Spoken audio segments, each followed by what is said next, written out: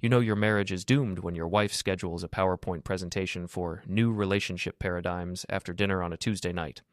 I'm Nathan Blackwell, 38 years old, and I renovate houses for a living. I tear down walls, rebuild foundations, and fix things that are broken beyond repair. Turns out I'm about to apply those same skills to my personal life. Nathan, honey, we need to talk, Jenna announced, setting her laptop on our kitchen table with the precision of a corporate executive, which technically she was, HR director at some tech startup downtown. She'd been practicing this speech in the mirror for weeks. I could tell because she kept using that fake smile she reserved for firing people. Sure thing, sweetheart, I said, cracking open a beer and settling into my chair. What's on your mind? The presentation had 17 slides. 17. I counted them while she clicked through charts about emotional fulfillment metrics and relationship optimization strategies. The whole thing felt like a business proposal, which I guess it was. So basically, I said when she finished, you want an open marriage. It's not that simple, Nathan. We're talking about structured exploration within clearly defined parameters. She handed me a 3-ring binder. Honest to God, a binder. I've outlined all the rules here. Transparency, safety protocols, emotional boundaries. I flipped through the pages, each one laminated and color-coded. Rule number 7 caught my eye. All external relationships must be disclosed within 48 hours via the shared calendar system. You made us a shared Google Calendar for affairs? For exploration, yes. Communication is key. I nodded slowly, like I was actually considering this insanity. And you've already got someone in mind, I'm guessing? Her cheeks flushed pink. There might be someone I'd like to explore a connection with, yes? Eric Dorsey from the Neighborhood Association. He's recently separated, and we've developed quite a rapport during the Park Renovation Committee meetings. Eric Dorsey, real estate hotshot with the Range Rover and the $1,000 suits. Guy looked like he'd been assembled in a lab specifically designed to make suburban housewives weak in the knees. Right, I said. And what do I get out of this arrangement? Freedom, Nathan. The same freedom I'm asking for. No more guilt, no more wondering what if. We can both explore while maintaining our family unit and financial partnership. Before we deeper into this story, I have one small request. Please subscribe, drop a like, comment, and hit that hype button to boost this channel so more people can discover these incredible Reddit stories. Family unit. She was talking about our 8-year-old daughter Zoe like she was a quarterly earnings report. Sounds reasonable, I lied, signing the document she slid across the table. When do we start? The relief on her face was almost insulting. She'd expected a fight, maybe some tears. Instead, I was playing along like the clueless contractor husband she apparently thought I was. That night, while Jenna showered and hummed some pop song, I photographed every page of that binder. Then I found her phone charging on the nightstand. She'd never been good with passwords, still used our anniversary date for everything. The text thread with Eric went back 3 months. 3 months of increasingly explicit messages, dinner plans, and comments about how Nathan's so focused on his work, he barely notices what's happening around him. My favorite was from last week. Last night was incredible, E. Can't wait to make this official. Nathan's going to be so surprised when we tell him about the open marriage thing. He'll probably just grunt and ask what's for dinner. XO. J. I screenshot everything, uploaded it to a private cloud account, then put her phone back exactly where I found it. If the game was rigged, you just change the rules. 3 weeks into Jenna's structured exploration, I decided to do some exploring of my own. Not the kind she had in mind, though. You seem different lately, my buddy Sean said, polishing glasses behind the bar at Murphy's Tavern. Less miserable. Marriage counseling, I said, which was technically true. I was definitely learning things about my marriage. Jenna and I are working through some issues. Good for you, man. Most guys just suffer in silence until they snap. Sean had no idea how right he was. I'd spent the past 3 weeks watching Jenna transform into someone I barely recognized. She bought new clothes, joined a gym, started getting her hair done at some expensive salon in Back Bay. All charged to our joint credit card, naturally. The neighborhood gossip mill was working overtime. Callie Morrison, Jenna's supposed best friend, had cornered me at the grocery store the previous weekend. Jenna looks amazing lately, she'd said, eyes gleaming with barely contained excitement. She's really blossoming. I'm so happy she's finally putting herself first. Yeah, she's definitely exploring new interests, I'd replied. Callie had practically vibrated with the urge to spill secrets. She mentioned she's been spending time with Eric Dorsey. Such a nice man. Very sophisticated. Sophisticated. That's one word for it. What Callie didn't know was that I'd been doing my own reconnaissance. Eric's wife Tina had been posting increasingly cryptic messages on social media about trusting your instincts, and when people show you who they are, believe them. So I'd reached out. "Nathan Blackwell," I'd said when she answered her phone.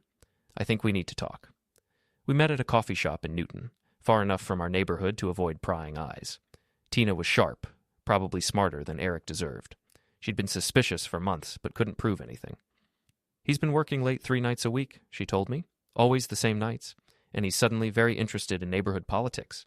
Never cared about HOA meetings before, but now he's passionate about park benches and street lighting." "Funny thing about that," I said. "Those are the same nights Jenna has her book club." Tina's laugh was bitter. "What are they reading? The Kama Sutra."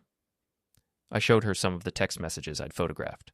Not the explicit ones, I'm not completely heartless, but enough to confirm what we both already knew. "So, what do we do?" she asked. "We document everything, and then we make sure they get exactly what they deserve." That evening, I came home to find Jenna in the kitchen, practically glowing with excitement.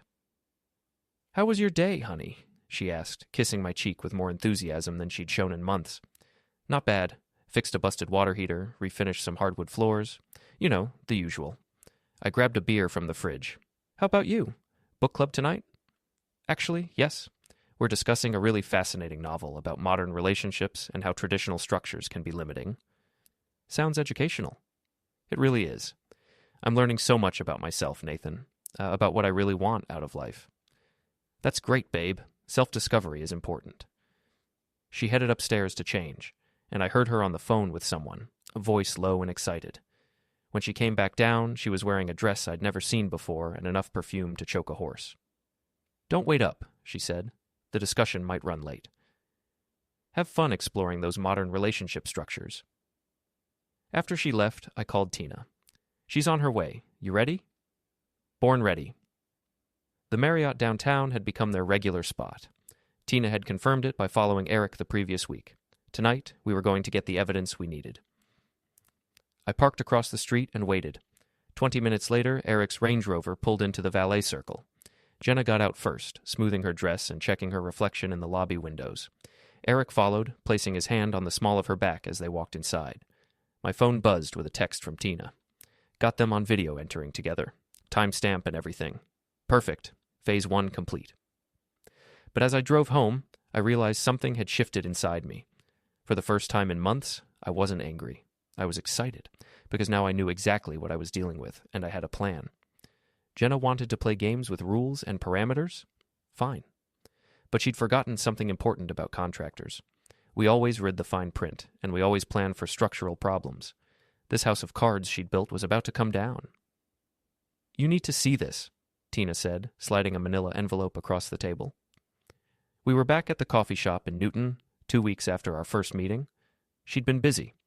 Inside the envelope were bank statements, credit card receipts, and printed emails. Eric had been sloppy, using their joint accounts to pay for hotel rooms, dinners, and even jewelry. A tennis bracelet from Tiffany that I'd bet money was currently wrapped around my wife's wrist. "He thinks I don't pay attention to the finances," Tina said. "Typical mistake. I'm an accountant, for crying out loud." "How much has he spent?" $4,300 in the past 2 months. On your wife." That stung more than I expected. Not because of the money, but because Eric was treating Jenna like a high-end escort while I was home helping Zoe with her math homework. "There's more," Tina continued. "I found emails between Eric and his business partner about a property deal. They're planning to flip houses together. Guess whose house is first on the list?" She showed me a printed email that made my stomach clench. Eric had been researching the value of our property, getting quotes from contractors, and discussing renovation plans with his partner, all without mentioning it to Jenna, as far as I could tell. He's planning to convince her to sell? Looks like it, and I found similar research on our house. I think they're planning to liquidate both properties and start fresh somewhere else. The pieces clicked into place. This wasn't just an affair, it was a complete life restructuring. They were planning to blow up both marriages, cash out, and disappear together. "We need more evidence," I said. "I'm way ahead of you." Tina pulled out her phone and showed me a video. Eric, in their kitchen, talking on the phone with someone about handling the divorce proceedings and making sure he got his fair share plus enough to start over. "How did you get this?" "Nanny cam. Bought it online and hid it in a plant. He has no idea." I had to admire her thoroughness. "What about Jenna?" "That's where you come in." I can't exactly follow your wife around, but you live with her. She was right. I'd been collecting evidence, but I needed more. Something that would make their betrayal undeniable in court and in the court of public opinion. That night, I made my move. Jenna, I said over dinner, I've been thinking about what you said, about exploration and freedom. She looked up from her salad, suddenly very interested. Oh? Maybe I should start dating too. There's this woman who comes into the hardware store sometimes, divorced, attractive. We've been chatting. The fork froze halfway to Jenna's mouth. Really? Yeah, I mean, if we're both exploring, it only seems fair. Of course, she said quickly. That's exactly what this arrangement is about. Mutual freedom. But I could see the panic in her eyes. She'd expected me to stay home like a faithful dog while she played house with Eric. The idea that I might actually find someone else had never occurred to her. Great, I might ask her out this weekend. This weekend? The words came out sharper than she intended. I mean, that's wonderful, Nathan. I'm happy for you. Thanks, babe. Oh, and I've been thinking we should probably update our wills and insurance policies. With all these changes happening. Now she looked genuinely worried. Why would we need to do that? Just being practical. If we're both seeing other people, we should make sure our legal and financial affairs are in order. Protect Zoe's interests, that kind of thing. I was fishing, but her reaction told me everything I needed to know. She and Eric had definitely discussed money, property, and the future. And those discussions hadn't included me staying in the picture long term. After dinner, while Jenna was upstairs reading, I installed a few strategic upgrades to our home security system. Nothing illegal or invasive, just repositioning some existing cameras to cover the common areas better. If she was going to bring Eric into our house, I wanted evidence. My phone rang around 10 p.m. Sean, calling from the bar. You need to get down here, he said. Now. What's wrong? Your wife's here, with that real estate guy, and they're not exactly being discreet. I threw on a jacket and drove to Murphy's Tavern. Through the front window, I could see them in a corner booth, holding hands across the table like teenagers. Eric was leaning in close, whispering something that made Jenna laugh and touch his arm. This was perfect. They were being seen together in public, in our neighborhood bar, by people who knew both our families. I didn't go inside. Instead, I called Tina. They're at Murphy's Tavern on Commonwealth, I said, acting like they're the only two people in the world. On my way. 20 minutes later, Tina walked into the bar. I watched through the window as she approached their table. Jenna's face went white. Eric looked like he'd been caught shoplifting. The conversation was brief but heated. Tina kept her voice low, but her body language screamed fury. Other patrons were starting to stare. Finally, she turned and walked out, leaving Eric and Jenna sitting there like deer in headlights. My phone buzzed with a text from Tina. Got everything I needed. Time for phase 2. I drove home and waited. Jenna didn't come back until almost midnight, and when she did, she was drunk and emotional. Nathan, she called from the kitchen. Are you awake? Yeah, babe, you okay? Tina Dorsey showed up at book club tonight. She was very upset about something. I think she and Eric might be having problems. That's too bad. Divorce is tough. Yeah, she said quietly. It really is. I could hear her crying softly in the kitchen, but I didn't go downstairs. Let her sit with the consequences of her choices. Tomorrow, things were going to get much more complicated. The next morning brought the first real crack in Jenna's composure. Nathan, she said, standing in our bedroom doorway with her phone clutched in her hand, we need to talk. I was getting dressed for work, taking my time with the buttons on my shirt. Sure thing. What's up? Eric thinks maybe we should slow things down. Take a break from seeing each other. Huh? Why's that? Tina's been making accusations. She hired a private investigator, apparently. She's threatening to make things very public and messy.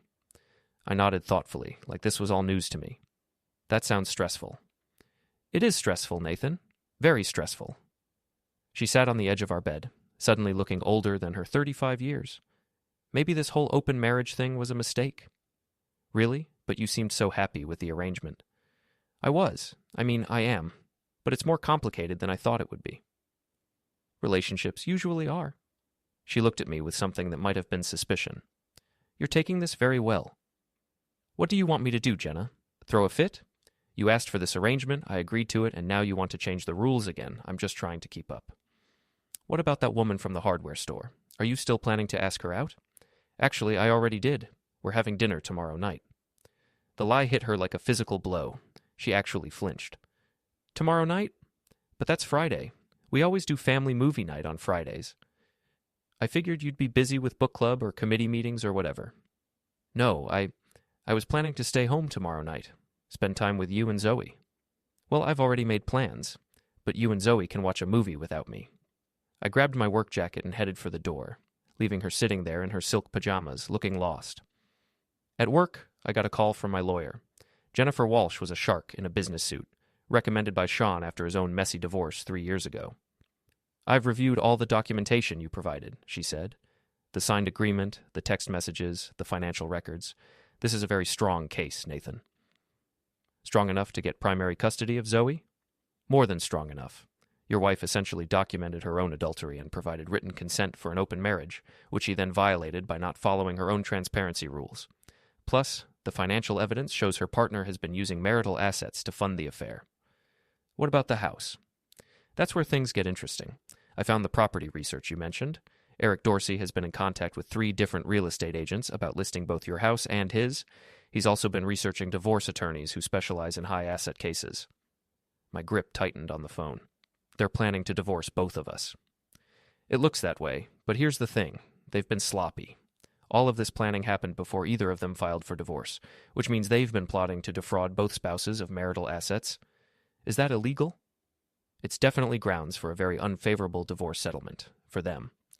That evening, I came home to find Jenna in the kitchen, cooking dinner for the first time in weeks. She'd made my favorite, pot roast with vegetables, and opened a bottle of wine. I thought we could have a nice family dinner, she said, forcing a smile. Just the 3 of us. Zoe was setting the table, chattering about her day at school. She had no idea her world was about to implode, and I intended to keep it that way for as long as possible. This looks great, hun, I said, kissing Jenna's cheek. What's the occasion? No occasion. I just realized I've been distracted lately. I want to focus on what's really important. We ate dinner like a normal family, discussing Zoe's upcoming school play and weekend plans. But I could see the tension in Jenna's shoulders, the way she kept checking her phone when she thought I wasn't looking. After Zoe went upstairs to do homework, Jenna poured herself another glass of wine and sat across from me at the kitchen table. Nathan, I need to tell you something. Okay. Eric and we've decided to end things. Completely. No more committee meetings, no more contact outside of neighborhood business. If that's what you want. It is. I realize now that I was being selfish. This arrangement wasn't fair to you or to Zoe. I nodded slowly. I appreciate you telling me. So maybe we could go back to how things were before? Cancel the open marriage arrangement? Sure, I said. But I should probably mention that I've already made plans with Sarah for tomorrow night. Sarah? The woman from the hardware store. I told you about her this morning. Jenna's face crumpled.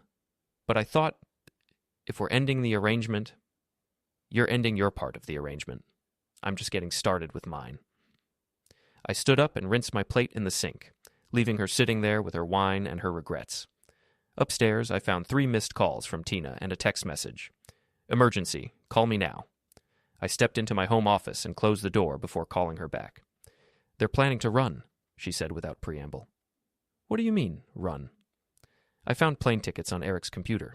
2 tickets to Costa Rica leaving Sunday morning. And Nathan? They're not round-trip tickets. Saturday morning hit like a freight train loaded with bad news. I woke up to find Jenna's side of the bed empty and cold. Downstairs, Zoe was eating cereal and watching cartoons, but there was no sign of my wife. Where's Mom? I asked.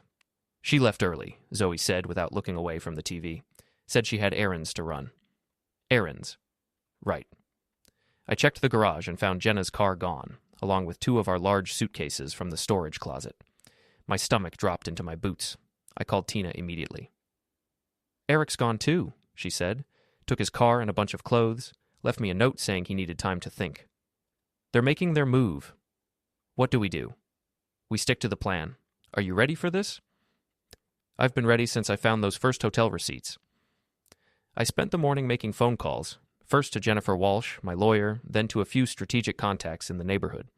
By noon, half the HOA board knew that Eric Dorsey was having an affair with a married woman and planning to skip town. Jenna came home around 2 p.m. looking frazzled and guilty. How were your errands? I asked. Fine, just some shopping. But she hadn't brought any shopping bags home, and there were tear tracks on her cheeks that she'd tried to cover with makeup. Listen, Nathan, I'm thinking maybe Zoe and I should visit my sister in Hartford for a few days. You know, give you some space to figure things out with Sarah. My sister-in-law lived in Florida, not Hartford. Jenna was lying about everything now. That sounds nice, I said. When were you thinking of leaving? Tomorrow morning, early flight. Want me to drive you to the airport? No! The word came out too sharp, too fast. I mean, no thanks, I'll just take a cab. That evening, I tucked Zoe into bed like normal, reading her favorite story about a princess who saves herself. She had no idea this might be our last normal bedtime for a while. Dad? She said as I was turning off her light. Yes, sweetheart. Is Mom okay? She seems sad. Mom's just dealing with some grown-up stuff, but everything's going to be fine. Promise? I promise. After Zoe fell asleep, I went downstairs to find Jenna packing frantically in our bedroom. She'd pulled out more suitcases and was throwing clothes into them without any organization. Need help packing? I asked. She jumped like I'd shot her. You scared me. Sorry, just wanted to see if you needed anything. No, I'm fine, just trying to decide what to bring. I watched her pack 3 weeks' worth of clothes for what was supposed to be a few days' visit. She included her passport, birth certificate, and jewelry box. Jenna, I said quietly. She looked up at me, and for a moment, I saw the woman I'd married 12 years ago. Scared, guilty, but still hoping somehow she could fix this mess. Yeah? You know I love you, right? Whatever happens, I want you to remember that I loved you. Her eyes filled with tears. Nathan, It's okay, just remember that. I kissed her forehead and went to my office, where I spent the night monitoring flight schedules and coordinating with Tina. At 5 a.m., I heard movement downstairs. Jenna was loading suitcases into her car, trying to be quiet. I watched from the bedroom window as she carried a sleeping Zoe to the back seat. That's when the rage hit me. Taking Zoe without permission, without a custody agreement, was kidnapping. Plain and simple. I called Tina. They're moving. You ready? Sean's with me. We're in position. I threw on clothes and ran to my truck. Jenna's car was already pulling out of our driveway, heading toward Route 95 and Logan Airport. The chase through early morning Boston traffic was like something out of a movie, except my heart was hammering and my hands were shaking on the steering wheel. I stayed 3 cars back, following Jenna's silver Honda as she navigated toward the airport. My phone rang. Sean, calling from Tina's car. We can see Eric's Range Rover in the departure area, he said. He's waiting by the curb. Perfect. Call the police now. Tell them there's a custody dispute in progress and a parent is attempting to leave the country with a minor child. Already done. They're sending units. I watched Jenna pull up behind Eric's car. Through my windshield, I could see her getting out, looking around nervously. Eric stepped out of his Range Rover, and they embraced like lovers in a romantic movie. Except this wasn't romantic. This was theft. I parked across the street and got out of my truck, walking toward them with purpose. Zoe was still asleep in the back seat of Jenna's car, wearing her favorite pajamas with the unicorns on them. Going somewhere? I asked. Jenna spun around, her face white with panic. Nathan, what are you doing here? Funny thing about custody laws, Jenna. You can't just take our daughter out of state without permission, especially not out of the country. Eric stepped forward, puffing out his chest like he was some kind of tough guy. This doesn't concern you, Blackwell. My daughter concerns me very much, Dorsey. We're not doing anything illegal, Jenna said, but her voice was shaking. I'm her mother. And I'm her father, with equal custody rights that you're currently violating. Police sirens were getting closer. Eric heard them too and started looking around frantically. You called the cops? Jenna asked. I called my lawyer. She called the cops. 2 patrol cars pulled up, lights flashing. Officers got out, hands resting on their belts, assessing the situation. Someone reported a possible custody dispute? The first officer asked.